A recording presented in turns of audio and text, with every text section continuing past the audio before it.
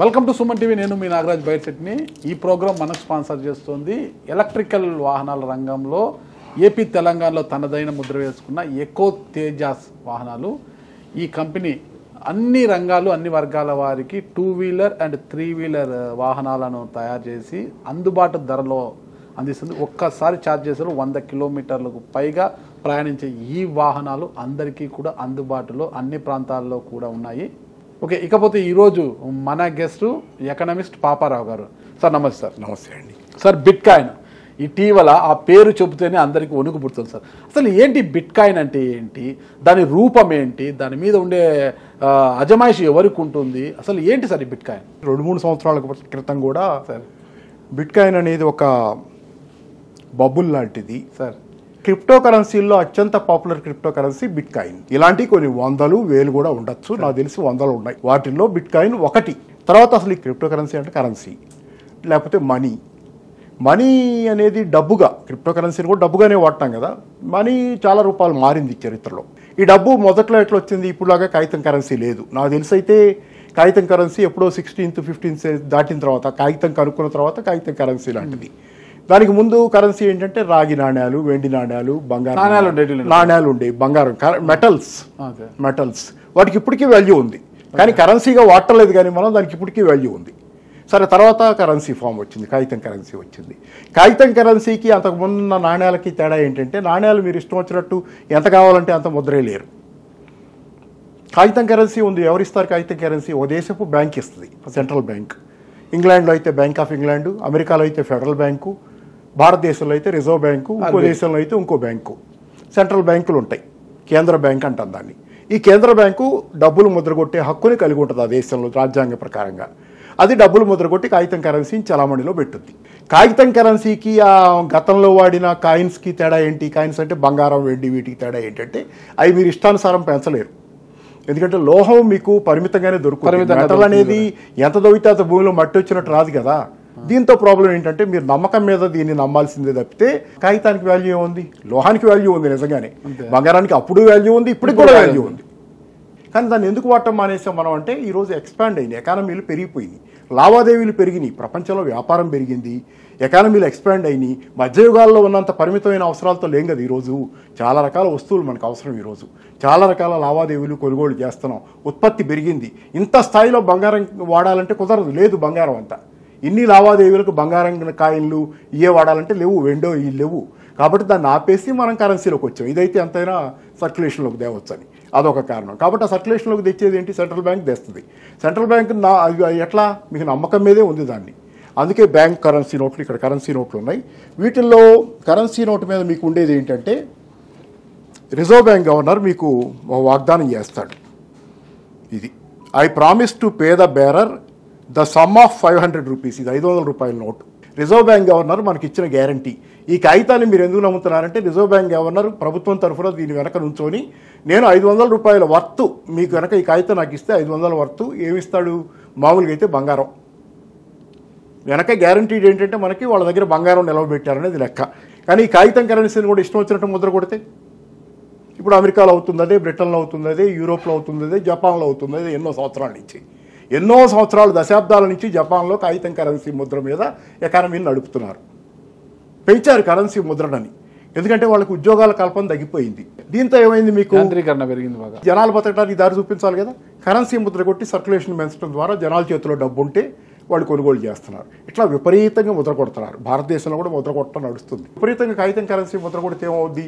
Supply పెరిగితే value పడిపోద్ది. కాగితం కరెన్సీ సప్లై ఎంత ఉండాలంటే, యాక్చువల్గా మీరు ఒక సంవత్సర కాలంలో దేశంలో జరిగిన ఉత్పత్తి, వ్యవసాయ రంగంలో, పారిశ్రామిక రంగంలో, సేవా రంగంలో జరిగిన ఉత్పత్తికి సమానంగా, ఉత్పత్తి విలువకు సమానంగా కాగితం కరెన్సీ వాల్యూ కనుక మ్యాచ్ అవుతుంటే కాగితం కరెన్సీ వాల్యూ పడిపోదు. లేకుండా మీరు కాగితం కరెన్సీ సప్లై ఎక్కువ ఉండి అటు పక్కన ఉత్పత్తి కంటే కూడా ఇది ఎక్కువ ఉంటే కనుక ఏమవుతుందంటే కాగితం కరెన్సీ వాల్యూ పడిపోద్ది. బంగారం లెక్కని, సిల్వర్ లెక్కని, లేకపోతే కాపర్ కరెన్సీ లెక్కనే మీరు బిట్కాయిన్ని ముద్ర కొట్టలేరు ఇష్టానుసారం. దానికి కూడా ఒక పరిమితి ఉంది. క్రిప్టో కరెన్సీల్లో ఒకటైన బిట్కాయిన్ ఉదాహరణ. బిట్కాయిన్కి కూడా ఒక పరిమితి ఉంది. ఒక లిమిట్ దాటితే కొంతకాలానికి అది ఎగ్జాస్ట్ అయిపోద్ది. బిట్కాయిన్లు ఇంత మేరకే సర్క్యులేషన్లో ఉంటాయి, దానికి ఒక లిమిట్ పెట్టారు. దాని రూపం ఏంటి అసలు? బిట్కాయిన్ ఎక్కడ పుట్టింది? బిట్కాయిన్ అనేది వేరే ఏం కాదు, ఇది సాఫ్ట్వేర్ ప్రోగ్రామ్ అంతే. దాని ప్రాబ్లం అక్కడ ఉంది. మీకు అపరిమితంగా కాగితం కరెన్సీ ముద్ర కొట్టినట్టు బిట్కాయిన్ని మీరు ముద్ర కొట్టలేరు. దాని సప్లై లిమిటెడ్. కానీ సప్లై లిమిటెడ్ కావటం వల్ల దాని అడ్వాంటేజ్ ఏంటంటే ద్రవ్యోల్బణం పెరిగినప్పుడు దీని వాల్యూ పెరుగుద్ది. ద్రవ్యోల్బణం పెరిగినప్పుడు బంగారం వాల్యూ ఎలా పెరుగుతుందో కరెన్సీ వాల్యూ పడిపోతున్న కొద్దీ, ఉదాహరణకి అమెరికన్ డాలరు బంగారం సేమ్గా చూస్తాం మనం. అమెరికన్ డాలర్కు ఉన్న విలువ, బంగారానికి కూడా చాలా వాల్యూ ఉంది ప్రపంచంలో. అమెరికన్ డాలర్ కూడా అంతే రెస్పెక్టబుల్ కరెన్సీలు. ఎప్పుడైతే అమెరికన్ డాలర్ వాల్యూ తగ్గుతుందో డాలర్ల నుంచి కరెన్సీ డబ్బులు తీసుకెళ్ళి బంగారంలో పెట్టుకుంటారు. ఎందుకంటే బంగారం విలువ అమెరికా పెరుగుతుంటుంది. ద్రవ్యోల్బణాన్ని తట్టుకొని విలువని కాపాడుకోగలిగింది బంగారం. అట్లాగే బిట్కాయిన్ కూడా విలువని కాపాడుకోగలదు. ఎందుకంటే లిమిటెడ్ సప్లై కదా, కాగితం కరెన్సీ లాగా అన్లిమిటెడ్ సప్లై కాదు. దేశాలు ఇష్టం వచ్చినట్టు ముద్ర వేయలేవు. ఇప్పుడు ముద్ర వేస్తున్నాయి, దానివల్ల కరెన్సీ విలువ పడిపోయిన కొద్దీ బంగారం విలువ పెరుగుతుంది. ద్రవ్యోల్బణాన్ని తట్టుకొని నిలబడుతుంది బంగారం విలువ. అలాగే బిట్కాయిన్ కూడా బంగారం విలువని ఇది ద్రవ్యోల్బణాన్ని తట్టుకొని నిలబడుద్ది. అందుకని బిట్కాయిన్కి ఒక వాల్యూ. రెండోది, బిట్కాయిన్ అనేది ఒక సాఫ్ట్వేర్ ఎలాగంటే జపనీస్ అతను ఈ బిట్కాయిన్ని ఇంట్రడ్యూస్ చేశాడు. 2008-9 ప్రాంతంలో బిట్కాయిన్ని ఇంట్రడ్యూస్ చేశాడు ఆయన చిన్న కమ్యూనిటీలో. ఆ సాఫ్ట్వేర్ కూడా పక్కగా బ్లాక్ చైన్ అనే టెక్నాలజీ మీద ఆధారపడి రాశాడు. మరి ఎలా మార్కెట్లోకి వచ్చింది? దీని మీద అందరూ ఎలా ఇన్వెస్ట్ ఎలా చేశారు? పెరిగిన తర్వాత దాని వ్యాప్తి పెరిగింది. మీకు బిట్కాయిన్ అనేది బ్లాక్ చైన్ అనే టెక్నాలజీ మీద ఆధారపడింది. బ్లాక్ చైన్ అంటే ఒక డీసెంట్రలైజ్డ్ టెక్నాలజీ. అది డీసెంట్రలైజ్డ్ టెక్నాలజీ, చాలా సెక్యూరిటీ ఉన్న టెక్నాలజీ. ఇప్పుడు మీరు ఆఖరికి మన కరెన్సీ నోట్లో కూడా ముద్ర కొట్టచ్చు, కానీ బ్లాక్ చైన్ని మీరు వైలేట్ చేయలేరు. బిట్కాయిన్స్ మీ అంతటి మీరు సృష్టించలేరు. కావాలంటే బ్లాక్ చైన్లో లింకప్ అయి ఉంటుంది. అది మీకు ఒక ₹1,00,000 పంపారు ఫర్ ఎగ్జాంపుల్, నేనే మీకు ట్రాన్స్ఫర్ చేశాను. ట్రాన్స్ఫర్ చేస్తే బ్యాంకు ద్వారా మధ్యలో మీడియేటర్ బ్యాంకు, మన మామూలు పద్ధతి అయితే మీడియేటర్ బ్యాంకు, సెంట్రలైజ్డ్ బ్యాంకు ఒకటి మన ఇద్దరు లావాదేవీని మానిటర్ చేస్తుంటుంది. నేను మీకు పంపేది ఒక బ్యాంకు ద్వారా పంపాలి. ఆ బ్యాంకులో మన ఇద్దరికి అకౌంట్ ఉంటే ఒకలాగా ఉంటుంది. అది ఎస్బీఐలో ఇద్దరికి అకౌంట్ ఉందనుకోండి, ఎస్బీఐలో రికార్డ్ అవుద్ది, పాపారావు పంపాడు పలానా నాగరాజు గారికి ఎంత అందిని, అది మొత్తం డెబిట్ క్రెడిట్ ఉంటాయి. లేదు మీరు వేరే బ్యాంకు ఉందనుకోండి, నాకు ఎస్బీఐ ఉంది, మీరు హెచ్డిఎఫ్సి ఉంది, ఉంటే నేను పంపిన ఇది రకరకాల రకరకాల బ్యాంకులు ఇన్వాల్వ్ అవుతాయి. దానిలో ఇన్వాల్వ్ అయ్యి మొత్తానికి మీ చేరుద్ది హెచ్డిఎఫ్సికి. చేరినప్పుడు ఆ మొత్తం అన్ని బ్యాంకుల్లో మన లావాదేవీ రికార్డ్ అవుద్ది. దీనిలో బ్యాంక్ ఇన్వాల్వ్ అవుతుంది, ఒక అథారిటీ ఉంది. దానిలో వాళ్ళు నెగ్లిజెంట్గా ఎంటర్ చేయొచ్చు, లేకపోతే నా ట్రాన్స్ఫర్ ఫెయిల్ అవ్వచ్చు. అవుతాయి కదా, అప్పుడు ట్రాన్స్ఫర్లు ఫెయిల్ అవుతాయి. మళ్ళీ బ్యాంకు పోయి ఏదో చేసుకొని పలానోడికి పొరపాటున వేసాను, నేను వీళ్ళకైపోయి వాళ్ళకేసాను, ఇట్లాంటివన్నీ జరిగేయచ్చు కొంతమందికి. మళ్ళీ వెనక్కి రావటం, ఆ డబ్బులు దాని తాలూకు కష్టాలు. బ్లాక్ చైన్లో మీకు ఇట్లాంటి సెంట్రల్ అథారిటీ బ్యాంకు లాంటిది ఏమి ఉండదు. డిజిటల్ కరెన్సీ లావాదేవీ అంటే బిట్కాయిన్ వీటి లాంటి లావాదేవీల్లో బ్లాక్ చైన్ వాడినప్పుడు మీకు సెంట్రల్ అథారిటీ ఒక బ్యాంకు ఉండదు, నాకు మీకు మధ్య ఏమి ఉండదు. మధ్యలో లావాదేవీలు రికార్డు ఎక్కడ అవ్వవు, బ్లాక్ చైన్లో మాత్రమే ఉంటాయి. బిట్కాయిన్లో మైనింగ్ అనేది ఒకటి పెట్టారు. మైనింగ్ అంటే ఏంటంటే బిట్కాయిన్లు ఎలా వస్తాయి నాకు, ఫర్ ఎగ్జాంపుల్ నాకు బిట్కాయిన్లు కావాలి, ఏం చేస్తానంటే మైనింగ్ చేస్తాను. బిట్కాయిన్ కావాలంటే ప్రపంచం అంతా చాలా మంది ఇప్పుడు ఈ రోజున ఈ క్షణాన కూడా లక్షలాది మంది కావచ్చు, ఎంతైనా కావచ్చు, బిట్కాయిన్ మైనింగ్ చేస్తుంటారు. మైనింగ్ అంటే ఏంటంటే బిట్కాయిన్ల కోసం వెతుకులాడుతుంటారు. దానికోసం వాళ్ళు ప్రాబ్లమ్ సాల్వ్ చేయాలి. బిట్కాయిన్ కోసం మైనింగ్ అంటే దానికి ప్రత్యేకమైన కంప్యూటర్లు ఉంటాయి, విపరీతమైన పవర్ ఖర్చు అవుద్ది. దానికోసం చేస్తూ ఉంటే నాకు కనుక ఆ ప్రాబ్లమ్ సాల్యూషన్ నాకు కనుక నా కంప్యూటర్ పర్ముటేషన్స్ కాంబినేషన్స్లో ప్రాబిలిటీ థియరీ ప్రకారం తేగలిగితే కనుక వెంటనే నాకు బిట్కాయిన్ వస్తుంది. ఎందుకు వస్తుంది? ఆ సొల్యూషన్ ఏంటంటే వెనకాల మన ఇద్దరం చేసుకుని అంతకుముందు పంపుకున్న డబ్బు ఉంది కదా, డబ్బు తాలూకుని చైన్లో పెట్టుద్ది, తీసుకెళ్ళి రిజిస్టర్ అవుద్ది అక్కడ. మామూలు బ్యాంకులో అయితే క్రెడిట్ టు డెబిట్ అకౌంట్లో సెంట్రల్ బ్యాంకులో కరెన్సీల్లో మార్చుకుంటే, మనం మార్చుకున్న ఈ లావాదేవీల్లో బిట్కాయిన్లో మార్చుకున్నప్పుడు వాళ్ళు మైనర్స్ చేసేది ఏంటంటే మనం పంపుకున్న డబ్బు తాలూకు లావాదేవీల్ని బిట్కాయిన్లో లింక్ చేస్తారు తీసుకెళ్ళి. లింక్ అవ్వడం ఎలా అవుద్ది? మైనింగ్ చేసే నా ఒక్క కంప్యూటర్లోనే కాదు, మొత్తం చైన్లో మొత్తం కంప్యూటర్ చైన్ ఆఫ్ కంప్యూటర్స్ అందరు చేస్తున్నారు కదా, వీళ్ళందరి దగ్గర ఆ చైన్ లింక్ ఏర్పడిపోద్ది. మీరు దీన్ని ఏం చేయలేరు. మీరు ఎవరైతే మీ ప్రాబ్లమ్ సాల్వ్ చేసి ఆ లింక్ పెట్టారో మీరు కూడా ఏం చేయలేరు, ఎందుకంటే అందరి దగ్గర రిజిస్టర్ అయ్యి ఉండదు. ట్యాంపర్ చేయడం సాధ్యం కాదు. సెంట్రల్ బ్యాంకు అకౌంట్ లాగా ఒక చోట ఉండదు మీకు. ఇంత పెద్ద నెట్వర్క్ ఆఫ్ రిలేషన్స్లో బ్లాక్ చైన్ మొత్తం అందరి కంప్యూటర్లో రిజిస్టర్ అవుతుంది, డీసెంట్రలైజ్డ్. ఇది ఎవరి చేతిలో ఉండదు, ఎవరు అజమాయిషి ఉండదు, ఎవరు అజమాయిషి లేదు దీని మీద. మరి ఇంట్రడ్యూస్ చేసిన తొలినాళ్ళల్లో మన ఇండియాలో చాలా మంది ఇన్వెస్ట్ చేసి లాభాలు పొందారు. తర్వాత అందరూ కూడా నష్టాల బాట పట్టేశారు, అసలు లక్షలు పోగొట్టుకున్నారు. మనం ఈ తెలంగాణ రాష్ట్రంలో కూడా నిర్మల్ ఈ ప్రాంతాల్లో కావచ్చు, రాయలసీమలో అనంతపురం ప్రాంతాల్లో కావచ్చు చాలా మంది లక్షల కోట్లు నష్టపోయారు అంటున్నారు. ఇప్పుడు ఈ నిర్మల్లో జరిగింది 2 ఏపీ స్టేట్స్లో, ఏపీ తెలుగు రాష్ట్రాలు రెండింటిలో జరిగినది ఏమో ఫ్రాడ్. బిట్కాయిన్ పేరో లేకపోతే క్రిప్టో కరెన్సీ పేరో చెప్పి కొద్దిమంది కలిసి మల్టీ లెవెల్ మార్కెటింగ్ లాగా మోసం చేశారు. అనంతపురంలో కూడా బోర్డు పెట్టారంట, 1000 రూపాయలు డిపాజిట్ చేసి మల్టీ రేపటి రోజు 5000 తీసుకోండి, 5000 డిపాజిట్ చేసి రేపటి రోజు 25000 తీసుకోండి. లేదు, అది వేరు. అది కథ ఏంటంటే ఇది బిట్కాయిన్ పేరు వేరు. బిట్కాయిన్ పేరు పెట్టి మల్టీ లెవెల్ మార్కెటింగ్ చేశారు. చెట్టు బిట్కాయిన్, చెట్టు పేరు చెప్పి కాయలు అమ్ముకునే రకం ఈ మల్టీ లెవెల్ మార్కెటింగ్ మోసగాళ్ళు. అది చూపించి మీకు దానిలో లాభాలు మేము తెస్తాము, దానిలో ఏదో చేస్తామని చెప్పి ఇక్కడ ఇది ప్యారలల్ గా జరిగే మోసం. బిట్కాయిన్ పేరు చెప్పి ఒరిజినల్ ఈ లావాదేవీలు బ్లాక్ చైన్ ఇది ఉంది కదా, దీంతో ప్రమాదం చెబుతాను. దీనిలో మోసం అనే ఉండదు కానీ ప్రమాదం ఉంది. ఎట్లా అంటే అది మీకు చెప్పే కదా, తులిప్ మేనియా, గోల్డ్ రష్ అని చెప్పే కదా. అంటే ఒక బబులు చెప్పలేము. ఇప్పుడు ఎట్లా అంటే మీకు ఫర్ ఎగ్జాంపుల్ జరిగింది కూడా, విపరీతంగా పడిపోయింది బిట్కాయిన్ వాల్యూ. $60,000 దాకా వెళ్ళింది. ఒక బిట్కాయిన్ ఈజ్ ఈక్వల్ టు $60,000 పైన, నాకు గుర్తున్నంతలో $60,000కి ఒక బిట్కాయిన్ మీరు కనుక మైనింగ్ చేసి ఒక బిట్కాయిన్ సంపాదిస్తే $60,000 డబ్బు సంపాదించినట్టు. $60,000 అంటే భారత కరెన్సీలో 60,000 × 84, ఇప్పుడు సుమారు 83, 84 ఎంత డబ్బో చూడండి. ఒక్క బిట్కాయిన్ సంపాదిస్తే మీరు మైనింగ్ చేసి ఒక్క బిట్కాయిన్ సంపాదించుకుంటే ఇంత డబ్బు. కాకపోతే ఏంటంటే బిట్కాయిన్తో ప్రాబ్లం మీకు, ఇది ఒరిజినల్ బిట్కాయిన్ కాదు, దాని పేరు చెప్పి మోసాలు చేస్తున్నారు అంటే అది అట్లా. సార్ ఒరిజినల్ బిట్కాయిన్ లో ఇన్వెస్ట్ చేయొచ్చా చేయకూడదా? చేయకూడదు నా ఉద్దేశం. నేను ఒకటే కాదు, దీనిలో భిన్నాభిప్రాయాలు ఉన్నాయి. తరాల మధ్య భిన్నాభిప్రాయాలు ఉన్నట్లు తరాలకు కూడా తేడా ఉంది దీనిలో. కొంత వెనకటి తరం అంటే ఇప్పుడు చచ్చిపోయేవాని కాదు కానీ ఇప్పుడు కొంత ఏజ్ వచ్చిన వాళ్ళందరూ ఎక్కువ మంది మీరు చూడండి, కొంత ఒక ఏజ్ వచ్చిన వాళ్ళు ఎవరు బిట్కాయిన్ నమ్మటల్లా. శక్తికాంత్ దాస్ ఇది ఈజ్ ఆల్సో ఏ బబులర్ అని కామెంట్ చేశాడు, ఫ్రాడ్ లాంటిదని. మన రిజర్వ్ బ్యాంక్ గవర్నర్ కూడా దీనికి అగెనెస్ట్ పూర్తిగా. గవర్నమెంట్ కొంత ట్యాక్స్ అయిన వేసింది కానీ దీని మీద అసలైతే ఆయన అయితే బ్యాన్ చేయమని, శక్తికాంత్ దాస్ అయితే బ్యాన్ చేయమని. రఘురామ్ రాజన్ కూడా దీనికి అగెనెస్ట్గా కామెంట్ చేశాడు. ప్రపంచంలో చాలామంది రెస్పాన్సిబుల్ పొజిషన్స్లో ఉండి కొంత ఏజీ పెరిగి ఉన్నవాళ్ళు, ఏజ్ పెరగటం అంటే కొంత అనుభవం దీంతో ఉన్న వాళ్ళందరి లెక్కలో ఇది పాత రోజుల్లో కూడా వచ్చినాయి కదా. ఇలాంటి సడన్గా ఒక మేనియా వస్తుంది, తులిప్స్ గ్యాదర్, అంటే తులిప్ అంటే ఒక పువ్వు ఫ్లవర్ లాంటిది, అవి గ్యాదర్ చేస్తే ఏదో అని చెప్పి ఆ రోజుల్లో అదవుద్ది అదొక ఇన్వెస్ట్మెంట్ లాగా ఇట్లాంటివన్నీ పిచ్చి పనులు చేసి ఆ రోజుల్లో కూడా పోగొట్టుకున్నారు. ఇట్లాంటివన్నీ ఫ్రీక్వెంట్గా వచ్చిపోతాయి. కానీ బిట్కాయిన్ ఒక్కటే క్రిప్టో కరెన్సీ కాదుగా, కొన్ని 100,000 ఉన్నాయని చెప్పాను కదా. అవన్నీ ఏంటి? అవన్నీ కూడా సాఫ్ట్వేర్ కోడే. బిట్కాయిన్ ఎలా సాఫ్ట్వేర్ కోడ్ రాస్తే తయారైద్దో కృత్రిమంగా ఒక సాఫ్ట్వేర్ కోడ్ రాసి నేను తయారు చేశాను.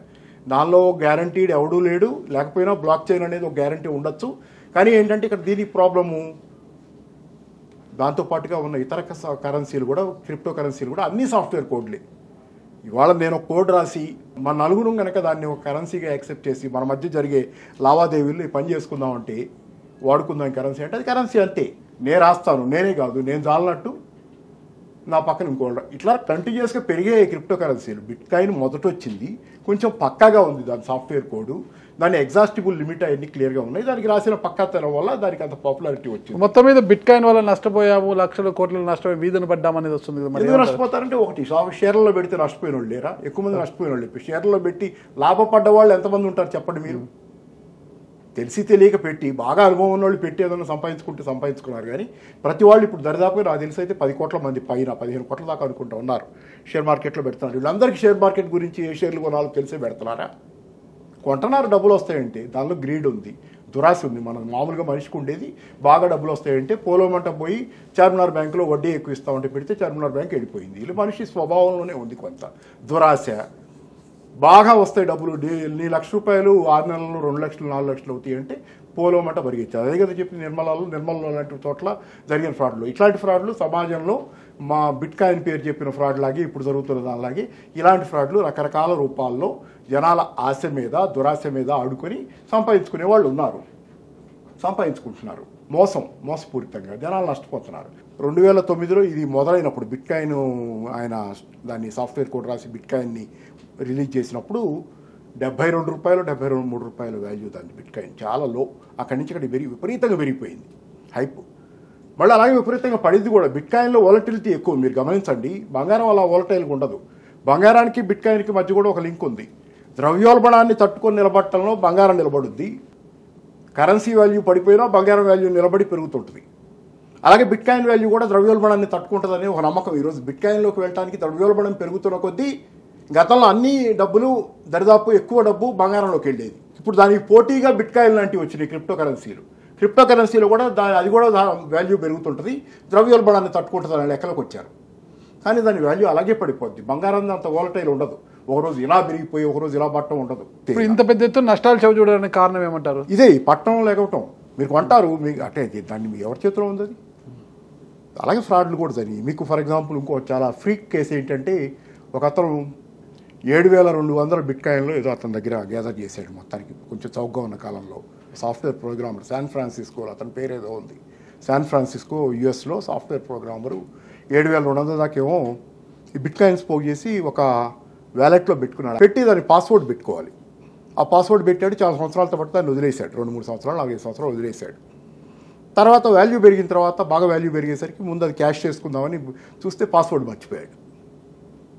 8 సార్లు ట్రై చేస్తే పాస్వర్డ్ గుర్తు అలా ఫెయిల్ అయింది. 10 సార్ల కంటే ఎక్కువ ట్రై చేస్తే లాక్ అయిపోద్ది, రాదు. ఓవరాల్గా బిట్ కాయిన్ అనేది ఒక ట్రాష్, దీంట్లో ఇన్వెస్ట్ చేయొద్దండి అంటారు సార్. అంటే నేను ఎవడు పడితే వాడు కోడ్ రాస్తే అది ఒక కరెన్సీ అయిపోయిన తర్వాత మనం అది యాక్సెప్టెన్సే కదా కావాల్సింది. దీనికి సెంట్రల్ బ్యాంక్ లేదు, దాన్ని మానిటర్ చేసే బ్యాంక్ లేదు, ఒక దేశం అథారిటీ దాని వెనక లేదు. క్రిప్టో కరెన్సీ నేను రాస్తాను కోడు, ఇది క్రిప్టో కరెన్సీ అంటాను, దానికి పాపా కరెన్సీ అని పేరు పెడతాను, మీ పేరు నాగా కరెన్సీ అని మీరు వదులుతారు. ఇవన్నీ ఎవరు పడితే వాళ్ళు క్రిప్టో కరెన్సీ చేయొచ్చు కదా. దానికి అథారిటీ, దాని వెనక బ్యాకింగ్ ఏముంది? దిశ నిర్దేశం లేని ఇలాంటి బిట్ కాయిన్ల వెనకాల పడి మోసపోద్దు అంటారు. అల్టిమేట్గా మోసపోవడం అనే దగ్గర మీకు అక్కడ ఆ మాట దగ్గర నేను పక్కబోతుంది. ఎందుకంటే మోసాలు వేరే జరుగుతున్నాయి, ఇక్కడ నష్టపోవద్దంట నేను. ఓకే, బిట్ కాయిన్ అనే దానిలోకి ఇన్వెస్ట్మెంట్స్ పెడితే మీకు రిటర్న్స్ గ్యారంటీ అనే దాని మీద, తెగ పెరుగుద్ది అనే దాని మీద వెళ్ళటం కంటే కూడా క్షేమదాయకమైంది కాదు అది. ఓకే, పడిపోతే మీరు అంతే నష్టపోతారు. ఎవరెవరు పెడతారు? ఇంకోటి కూడా చిన్న విషయం గమనించండి. ఇందా నేను చెప్పాను, తరాల అంతరం ఉంది దీనిలో. బిట్ కాయిన్ క్రిప్టో కరెన్సీలను ఒప్పుకోవడంలో తరాల అంతరాలు కూడా ఉన్నాయి. వర్చువల్ రియాలిటీకి అలవాటు పడ్డ తరం తేలిగ్గా బిట్ కాయిన్ని నమ్ముతోంది. ఓకే, నిజమైన భౌతిక ప్రపంచంలో ఉన్న తరానికి దీని మీద నమ్మకం లేకపోవడానికి వాళ్ళు అసలు అంటే అది జస్ట్ అంటే ఊహాజనితమైన ఒక స్క్రీన్ మీద మీరు చూస్తున్నారు, జస్ట్ స్క్రీన్ మీద చూసి నమ్ముతున్నారు. భౌతికంగా దానికి ఎగ్జిస్టెన్స్ లేదు ఎక్కడ. భౌతికంగా కావచ్చు, ఒక రూపం లేని దాన్ని, దిశానిర్దేశం లేని దాని వెనకాల పడి నష్టపోకండి అంటారు. అదే రెగ్యులర్ లావాదేవీల్లో దాని పాత్ర ఎంత ఉంది? రోజువారీ మన షాపుల్లో కొనే వాటిల్లో వీటిల్లో మనం ఆన్లైన్ యూపీఐ చేస్తున్నాం, దాని వెనక ఒక కరెన్సీ తాలూకు ఇది ఉంది, బ్యాంకు, సెంట్రల్ బ్యాంకు ఇవి ఉన్నాయి.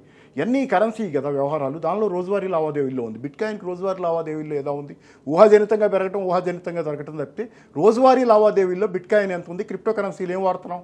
ఏం చేయాలంటారు అసలు ఈ బిట్ కాయిన్? ఒక్క వాక్యంలో చెప్పండి మీరు. దీన్ని ఎవరైనా నమ్మించి మీరు బిట్ కాయిన్ ఇన్వెస్ట్మెంట్స్ డబ్బులు వస్తాయని నమ్మిస్తే ఫస్ట్ 100% వాడిని కంప్లైంట్ చేయండి. వీలైతే నమ్మద్దు, వీలైతే అది ఫ్రాడ్ అనిపిస్తే కంప్లైంట్ చేయండి, నమ్మద్దు. మీ వరకు మీరేం జాగ్రత్తగా ఉండండి కంప్లైంట్ చేయకపోయినా.